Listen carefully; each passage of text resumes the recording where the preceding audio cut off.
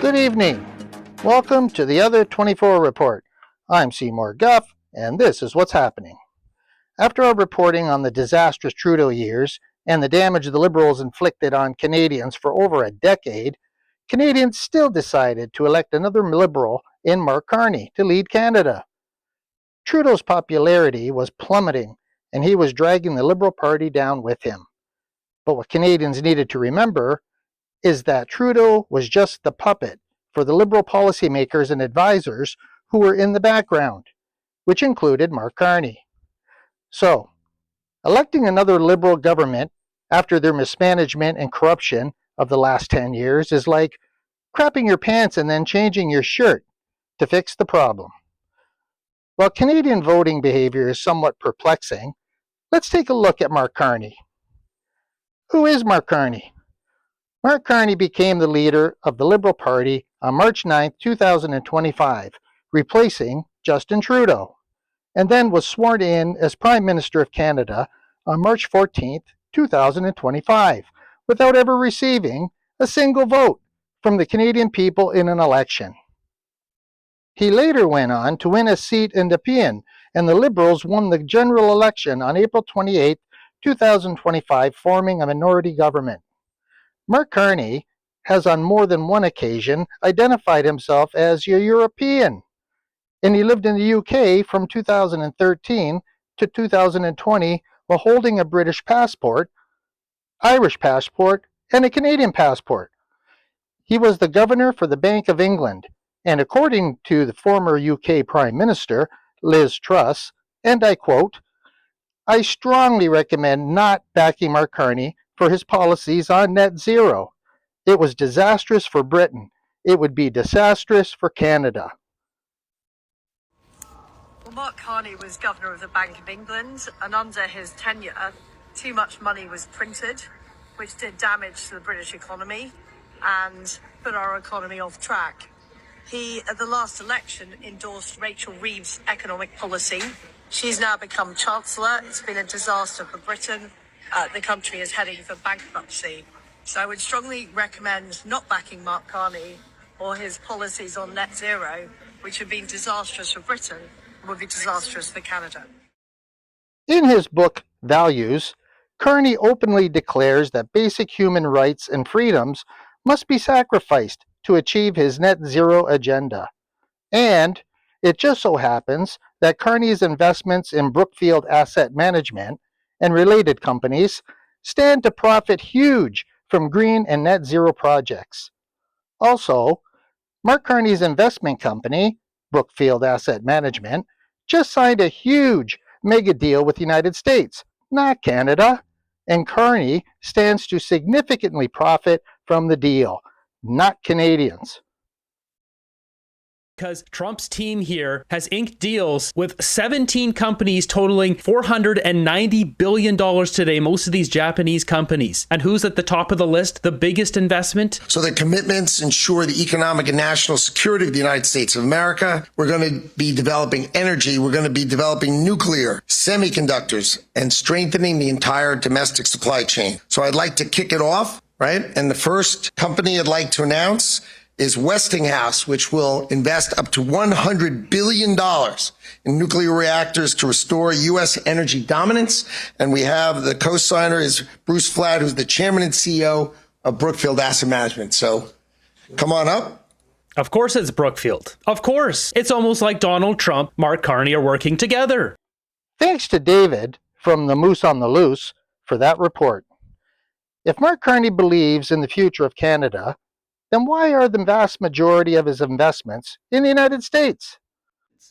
Mark Carney has 514 stocks in America. Percentage-wise, that is 91.62% of Mark Carney's stocks in America.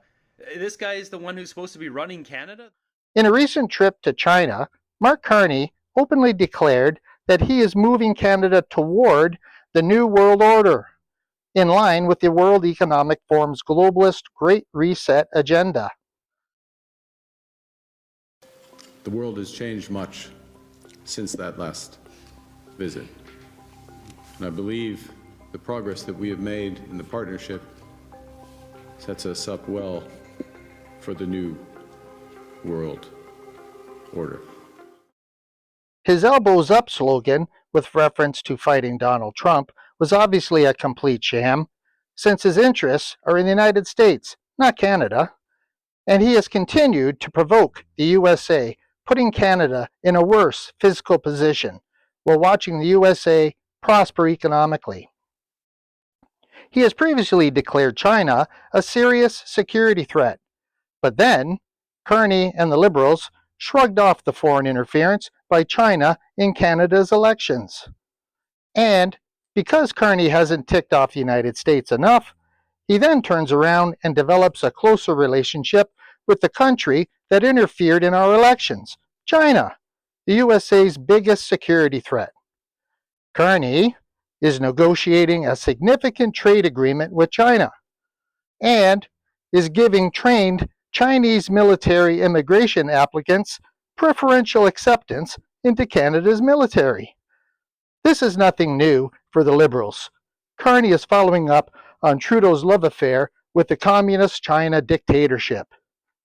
There's a level of admiration I actually have for China. Their basic dictatorship is allowing them to actually turn their economy around on a dime. Also, Trudeau and the Liberals gave China access to Canada's north for military training with our own troops for cold weather maneuvers. And he also awarded China a security contract for Canada's worldwide embassies. What could possibly go wrong? During his last campaign, Carney promised Canadians that he would get spending and the deficit under control. But what has actually happened? He has doubled Trudeau's debt to almost $1.4 trillion, with no end of increased spending in sight. What about censorship? The Liberals want to essentially deem anything counter to their government narrative as hate speech. And conveniently, the Liberal government will be the authority to determine as to what qualifies as hate speech. As an example, the Liberals, in cooperation with the Bloc Party, want to declare parts of the Bible as hate speech, making it illegal to quote some passages from the Bible. Free speech in Canada appears to be dead. A man in British Columbia has been fined $750,000 for declaring his opinion that there are only two genders, and criticizing the school system for indoctrinating children with sexual orientation and gender ideology curriculum. The Canadian Human Rights Commission levied the fine in their judgment, saying that Mr. Neufeld invoked negative and insidious stereotypes about LGBTQ people, especially trans people, which denied their inherent dignity. Carney and the Liberals are also actively trying to censor and snuff out independent media and force Canadians to rely solely on the state-funded Liberal propaganda machine, the CBC. And one of the most disturbing recent developments is the Liberal proposal under Bill C-15. The Liberals want total power to ignore any federal law at their discretion. Yes, you heard me. Why should one individual minister, be allowed to bypass 150 years of Canadian law and exempt a person or company of their choosing? Yeah, look, that may be your view, but I don't think that is what's happening. Well, that's how it's written. It doesn't say people are being exempted from 150 years of law. It says from any federal law except the criminal code. Right. There's no mention of years or... It's any federal law except Sure. for the so it's any federal law that has been passed over the last 150 years. Right. I'm not going to parse this out with you. So just to be clear, you don't need it to do your job, but you want to keep it nonetheless. I think it's helpful to have. Do you see the potential of abuse, though, in that companies or people will have to lobby you personally and not care about the law itself. No one's asked me to overturn any laws. You would have the ability to. In some contexts, perhaps, but again, this is something that would have to be used very judiciously. How could you possibly think that this would not undermine the trust in our democracy then? That should concern every Canadian. I could go on, but to summarize, here are a few more Carney liberal factoids for you to consider. They are actively dismantling Canadian culture and heritage. They are flooding our country with third world immigrants without any criminal background checks. They are gaslighting Canadians, making them believe Trump is responsible for all of Canada's troubles. Liberals have been continuously involved in numerous scandals and cases of corruption and fraud. They have overcrowded and destroyed our healthcare system and inflated housing costs with mass immigration. They continue to undermine Canadians' Charter of Rights while awarding criminals like Omar Khadr with millions of taxpayer dollars for apparent charter violations. They heavily promote their assisted suicide program instead of actual medical care. They allow transnational gangs to run rampant throughout our country. Their liberal-appointed judges provide lighter sentences to criminal immigrants to avoid deportation. They continue to enact laws for catch and release to put criminals back on the street. They continue to provide free drugs to addicts with taxpayer money instead of sponsoring rehabilitation programs. They use the Emergencies Act and the Army to trample peaceful protesters and freeze their bank accounts. They fund and promote insane woke and DEI programs nationally and overseas. They continue to offer free health care and other services to illegal aliens who have been ordered deported, paid for by Canadian taxpayers who don't get the same services. Their foreign worker subsidy program rewards immigrants and takes jobs away from young Canadians. They are actively trying to take guns away from legal gun owners, while law enforcement claims that gun crime is mostly conducted with illegal weapons. They continue to send billions of dollars overseas while Canadians are struggling to buy groceries. They continue to stifle Canada's economy by restricting national resource development. And the Liberals produce a crisis with their mismanagement and corruption, and then expect public recognition when they steal conservative policy proposals and try to partially fix the problem that they created in the first place. It should be very alarming, right? These are, I don't know, I think I use the words in French, and which the translators probably got really well, like stupefying, shocking, right? This is not. It's not a funny fiscal outlook. It's a really serious fiscal outlook. And we don't lightly use the word unsustainable, right? Unsustainable means you don't have the option of saying, maybe I'll wait a couple of years, I'll see how things go. It means if you don't change, this is done, right? So it's very serious. And I think, as anyone who's managed a household budget knows, if you sit down at the end of the month and you don't have enough money to pay your bills, and it happens month after month after month, you know that something's going to break. The government's own parliamentary budget officer sounded the warning bells on the Liberals' irresponsible spending. These headlines followed, and he put his job on the line for telling the truth. His appointment was not renewed by Carney. And that is just the tip of the WEF Liberal iceberg to where Canada is headed. We finish off tonight's report with a segment from British journalist Douglas Murray and his observations on Canada's liberal mainstream media. Now Canada has become really interesting. It became interesting in January and February of this year. Why? Because you had protesters in Ottawa. Really interesting. when people come out in large numbers, and you know what the job of reporters is? The job of reporters is to go out and say, why are you on the streets? What brought you here? Why are you here with your kids? Why have you got a bouncy castle in the middle of Ottawa? That's a bit strange. Ask them questions. Just find out the story. But you know what? The government didn't want that in Canada.